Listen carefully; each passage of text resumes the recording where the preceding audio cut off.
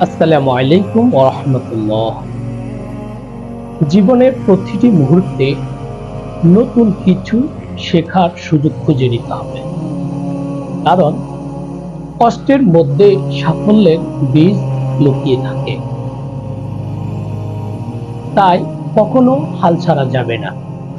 বিশ্বাস রাখুন নিজের উপর, বিশ্বাস রাখুন আল্লাহর উপর। কারণ আপনার সামর্থ্য সীমাহীন, সেটা আপনাকে খুঁজে নিতে হবে।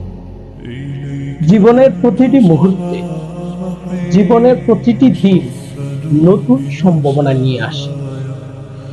তাই নিজের উপর বিশ্বাস রাখুন এবং মনোবল নিয়ে সামনে এগিয়ে চলুন। আপনার প্রচেষ্টায় একদিন সফলতার রূপ নেবে ইনশাআল্লাহ।